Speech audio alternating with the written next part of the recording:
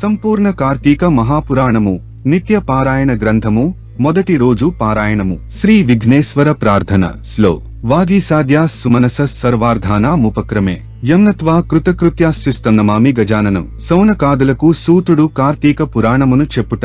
పూర్వం నైమిసారణ్యమునకు సూత మహర్షి రాగా ఆయనను సౌనకాది మునులు సత్కరించి సంతుష్టుని చేసి కైవల్యదాయకము అయిన కార్తీక మాస మహాత్మ్యమును వినిపించి మమ్ములను ధన్యులను చేయమని కోరారు. వారి కోరికను మన్నించిన వ్యాసశిష్యుడైన సూతర్షి, సౌనకాదులారా, మా గురువుగారైన భగవాన్ వేదవ్యాస మహర్షుల వారు ఈ కార్తీక మహాత్మ్యాన్ని అష్టాదశ పురాణములలోని స్కాంద, పద్మ పురాణములు రెండింటా కూడా వక్కాణించి ఉన్నారు. ఋషి రాజైన శ్రీ వశిష్ఠుల వారిచే రాజర్షి అయిన జనకునకు స్కాంద పురాణములోనూ, హేళా విలాస బాలామణి అయిన సత్యభామకు లీలామానుష విగ్రహుడైన శ్రీకృష్ణ పరమాత్మచే పద్మ పురాణములోనూ ఈ కార్తీక మహాత్మ్యము సవిస్తరముగా చెప్పబడినది.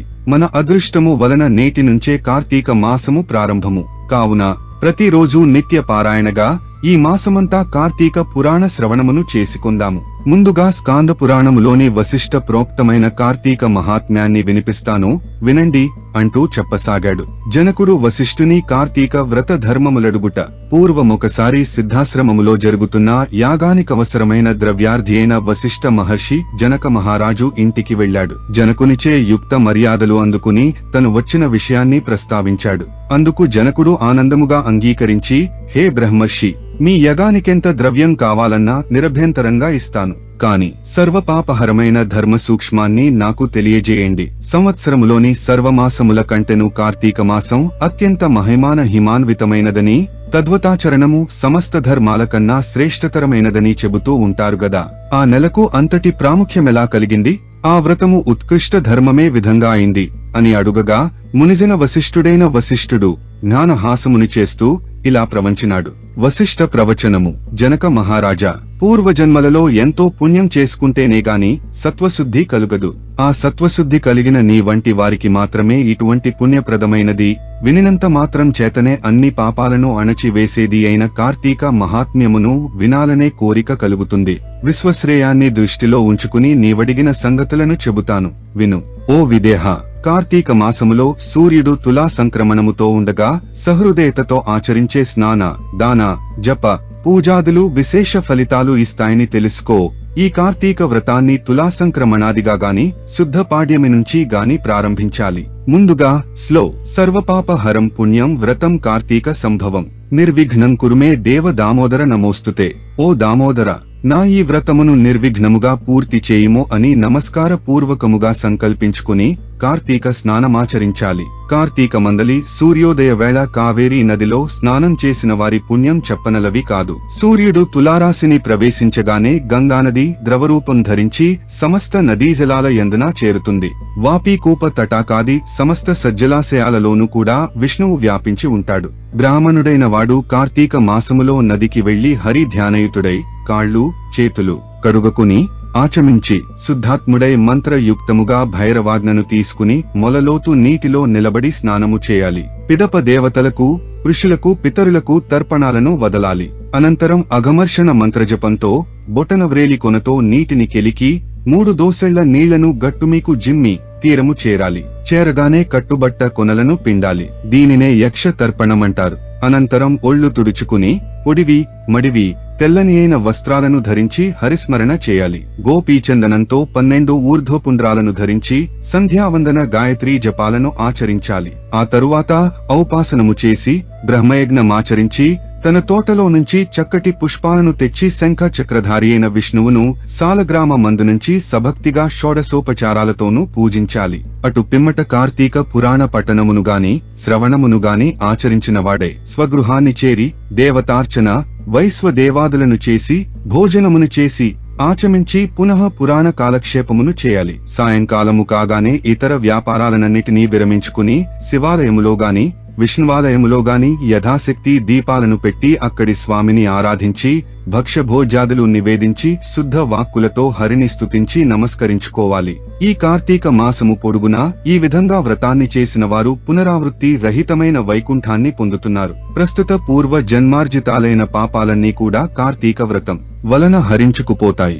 వర్ణాశ్రమ లింగవయోభేద రహితముగా ఈ వ్రతాన్ని ఎవరాచరించినా సరే వాళ్లు మోక్షార్హులు కావడం నిస్సంశయము. జనకరాజా తనకు తానుగా ఈ వ్రతాన్ని ఆచరించలేకపోయినా ఇతరులు చేస్తుండగా చూసి అసూయారహితుడై ఆనందించే వానికి ఆ రోజు చేసిన పాపాలన్నీ విష్ణుకృపాగ్నిలో ఆహుతి అయిపోతాయి. ద్వితీయాధ్యాయము కార్తీక సోమవార వ్రతము. వశిష్ఠ ఉవాచ హే జనక మహారాజా, వినినంత మాత్రము చేతనే మనోవాక్కాయముల ద్వారా చేయబడిన సర్వ పాపాలను హరింపచేసే కార్తీక మహాత్మ్యాన్ని శ్రద్ధగా విను సుమా. అందున ఈ నెలలో శివప్రీతిగా సోమవార వ్రతము ఆచరించేవాడు తప్పనిసరిగా కైలాసాన్ని చేరుకుంటాడు. కార్తీక మాసంలో వచ్చే ఏ సోమవారము నాడైనా సరే స్నాన జపాదులను ఆచరించినవాడు 1000 అశ్వమేధాల ఫలాన్ని పొందుతాడు. ఈ సోమవార వ్రత విధి 6 రకాలుగా ఉంది. 1 ఉపవాసము, 2 ఏకభక్తము, 3 నక్తము, 4 అయాచితము, 5 స్నానము, 6 తిలదానము. 1 ఉపవాసము. శక్తిగలవారు కార్తీక సోమవారం నాడు పగలంతా అభోజనము ఉపవాసము తో గడిపి సాయంకాలమున శివాభిషేకం చేసి నక్షత్ర దర్శనానంతరమున తులసి తీర్థము మాత్రమే సేవించాలి. 2 ఏకభక్తము. సాధ్యం కాని వాళ్లు ఉదయం స్నానదాన జపాలను యథావిధిగా చేసుకుని మధ్యాహ్నమున భోజనము చేసి రాత్రి భోజనానికి బదులు శైవ తీర్థమో తులసి తీర్థమో మాత్రమే తీసుకోవాలి. 3 నక్తము. పగలంతా ఉపవసించి రాత్రి నక్షత్ర దర్శనం తరువాత భోజనమునకు గాని ఉపాహారమును గాని స్వీకరించాలి. 4 అయాచితము. భోజనానికై తాము ప్రయత్నించకుండా ఎవరైనా వారికి వారుగా పిలిచి పెడితే మాత్రమే భోజనం చేయడం అయాచితము. 5 స్నానము. పై వాటికి వేటికి శక్తి లేని వాళ్లు సమంత్రక స్నాన జపాదులు చేసినప్పటికిన్నీ చాలును. 6 తిలదానము.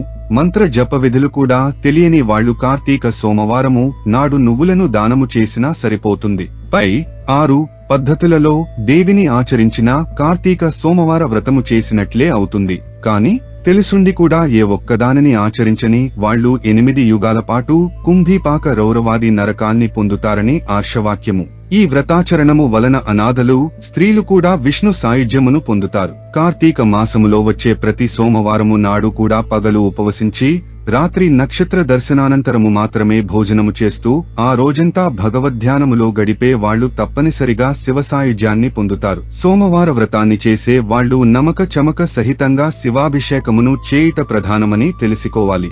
ఈ సోమవార వ్రత ఫలాన్ని వివరించే ఒక ఇతిహాసాన్ని చెబుతాను విను. నిష్ఠురి కథ. పూర్వం ఒకానొక బ్రాహ్మణునికి నిష్ఠురి అనే కూతురుండేది. పుష్టిగానూ అందంగానూ అత్యంత విలాసంగానూ ఉండే ఈమెకు గుణాలు మాత్రం శిష్టమైనవి అబ్బలేదు. దుష్టగుణ భూయిష్టమై గయ్యాళిగానూ కాముకురాలుగానూ చరించే నిష్ఠురిని ఆమె గుణాల రీత్యా కర్కశ అని కూడా పిలుస్తూ ఉండేవారు. బాధ్యత ప్రకారం తండ్రి ఆ కర్కశను సౌరాష్ట్ర బ్రాహ్మణుడైన మిత్రశర్మ అనేవానికిచ్చి తన చేతులు దులిపేసుకున్నాడు.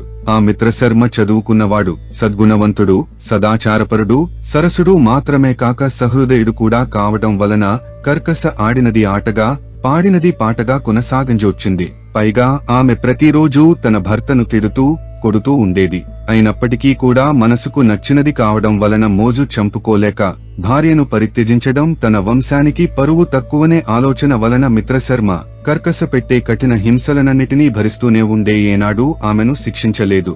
ఆమె ఎందరో పరపురుషులతో అక్రమ సంబంధమును పెట్టుకుని భర్తను అత్తమామలను మరింత నిర్లక్ష్యంగా చూసేది. అయినా భర్త సహించాడు. ఒకానొకనాడు ఆమె యొక్క విటులలో ఒకడు ఆమెను పొందుతూ, నీ మొగుడు బ్రతికి ఉండటం వల్లనే మనం తరచూ కలుసుకోలేకపోతున్నాం అని రెచ్చగొట్టడంతో కర్కశ ఆ రాత్రికి రాత్రే నిద్రాముద్రితుడై ఉన్న భర్త శిరస్సును ఒక పెద్ద బండరాతితో మోది చంపివేసి ఆ శవాన్ని తానే మోసుకునిపోయి ఒక పాడుబడిన నూతిలోనికి విసిరివేసింది. ఇదంతా గమనించినప్పటికీ కూడా ఆమె విటుల బలం ఎక్కువ కావడం చేత అత్తమామలు ఆమెనేమి అనలేక తామే ఇల్లు వదిలి పారిపోయారు. అంతటితో మరింత స్వతంత్రించిన కర్కశ కన్నుమిన్నుగానని కామావేశంతో అనేక మంది పురుషులతో సంపర్కము పెట్టుకుని ఎందరో సంసార స్త్రీలను కూడా తన మాటలతో భ్రమింపజేసి తన విటులకు తార్చి తద్వారా సొమ్ము చేసుకునేది. కాలం గడిచింది. దాని బలం తగ్గింది. యవ్వనం తొలగింది. శరీరంలోని రక్తం పలచబడటంతో కర్కశ జబ్బు పడింది. అసంఖ్యాక పురుషోత్తములతో సాగించిన శృంగార క్రీడల పుణ్యమా అని అనూహ్యమైన వ్యాధులు సోకాయి. పూలగుత్తిలాంటి మేను పుళ్ళు పడిపోయినది. జిగిబిగి తగ్గిన కర్కశ వద్దకు విటుల రాకపోకలు తగ్గిపోయాయి. ఆమె సంపాదన పడిపోయింది. అందరికందరూ ఆమెను అసహ్యించుకోసాగారు. తుదకు అక్రమపతులకే గాని సుతులకు నోచుకోని ఆ నిష్ఠుర, తినడానికి తిండి, ఉండేందుకింత ఇల్లు, వంటినిండా కప్పుకునేందుకు వస్త్రము కూడా కరువైనదై సుఖవ్రణాలతో నడివీధిన పడి మరణించింది. కర్కశ శవాన్ని కాటికి మోసుకుపోయే దిక్కు కూడా లేకపోయింది. యమదూతలు ఆ జీవిని పాశబద్ధను చేసి నరకానికి తీసుకువెళ్లారు. యముడామెకు దుర్భరమైన శిక్షలను విధించాడు. భర్తృద్రోహికి భయంకర నరకం. భర్తను విస్మరించి పరపురుషులను ఆలింగనము చేసుకున్న పాపానికి ఆమె చేత మండుతున్న ఇనుప స్తంభాన్ని కౌగిలింపచేశాడు. భర్త తలను బ్రద్దలు కొట్టినందుకు ముండ్ల గదలతో ఆమె తల చిట్లేటట్లు మోదించాడు. భర్తను దూషించినందుకు, కొట్టినందుకు, తన్నినందుకు దాని పాదాలను పట్టుకుని కఠిన శిలలపై వేసి బాధించాడు. సీసమును గాని చెవులలో పోయించాడు. కుంభీపాక నరకానికి పంపాడు. ఆమె పాపాలకు గాను ఆమె ముందరి 10 తరాలవారు, తదుపరి 10 తరాలవారు, ఆమెతో కలిసి మొత్తం 21 తరాలవాళ్లు కుంభీపాకములో కుమిలిపోసాగారు. నరకానుభవము తర్వాత ఆమె 15 సార్లు భూమిపై కుక్కగా జన్మించినది. 15వ పర్యాయమున కళింగ దేశములో కుక్కగా పుట్టి ఒకానొక బ్రాహ్మణ గృహములో ఉంటూ ఉండేది. సోమవార వ్రతఫలముచే కుక్క కైలాసమందుట ఇలా ఉండగా, ఒక కార్తీక సోమవారము నాడా బ్రాహ్మణుడు పగలు ఉపవాసముండి శివాభిషేకాదులను నిర్వర్తించి నక్షత్ర దర్శనానంతరము నక్త స్వీకారానికి సిద్ధపడి ఇంటి బయలులో బలిని విడిచిపెట్టాడు. ఆనాడంతా ఆహారము దొరకక పస్తుపడి ఉన్న కుక్క ప్రదోష దినాన ఆ బలి అన్నాన్ని భుజించినది. బలి భోజనము వలన దానికి పూర్వస్మతి కలిగి, ఓ విప్రుడా, రక్షింపుమని కుయ్యి పెట్టినది. దాని అరుపులు విని వచ్చిన విప్రుడు కుక్క మాటలాడటాన్ని గమనించి విస్తుపోతూనే, ఏమి తప్పు చేశావు? నిన్ను నేనెలా రక్షించు అని అడిగాడు. అందుకా కుక్క, ఓ బ్రాహ్మణుడా, పూర్వజన్మలో నేనొక విప్రవనితను. కామముతో కండ్లు మూసుకుపోయి జారత్వానికి ఒడిగట్టి భర్తృహత్యకు, వర్ణసంకరానికి కారకురాలినైన పతితను. ఆయా పాపాలకు అనుగుణంగా అనేక కాలం నరకంలో చిత్రహింసలనుభవించి ఈ భూమిపై ఇప్పటికీ 14 సార్లు కుక్కగా పుట్టాను. ఇది 15వ సారి. అటువంటిది ఇప్పుడు నాకు హఠాత్తుగా ఈ పూర్వజన్మలెందుకు గుర్తుకు వచ్చాయో అర్థము కావటం లేదు. దయచేసి విశదపరుచుమని కోరినది. బ్రాహ్మణుడు సర్వాన్ని జ్ఞాన దృష్టి చేత తెలుసుకుని, సునకమా, ఈ కార్తీక సోమవారమునాడు ప్రదోషవేళ వరకు పస్తుపడి ఉండి నాచే విడువబడిన బలిభక్షణమును చేయుట వలననే నీకీ పూర్వజన్మ జ్ఞానము కలిగినా దని చెప్పాడు. ఆపై నా జాగిలము కరుణామయుడైన ఓ బ్రాహ్మణుడా, నాకు మోక్షమెలా సిద్ధించునో ఆనతీయమని కోరిన మీదట దయాళువైన ఆ భూసురుడు తాను చేసిన అనేకానేక కార్తీక సోమవార వ్రతాలలో ఒక సోమవారం నాటి వ్రతఫలాన్ని ఆ కుక్కకి ధారపోయగా ఆ క్షణమే ఆ కుక్క తన సునక దేహాన్ని పరిత్యజించి దివ్య స్త్రీ శరీరిణియై ప్రకాశమానహార వస్త్ర విభూషితయై పితృదేవతా సమన్వితయై కైలాసమునకు చేరినది. కాబట్టి ఓ జనక మహారాజా, నిస్సంశయ నిశ్రేయసదాయైన ఈ కార్తీక సోమవార వ్రతాన్ని నీవు తప్పనిసరిగా ఆచరించు అంటూ వశిష్ఠుడు చెప్పడం ఆపాడు. ద్వితీయోధ్యాయ సమాప్తః. మొదటి రోజు పారాయణము సమాప్తము.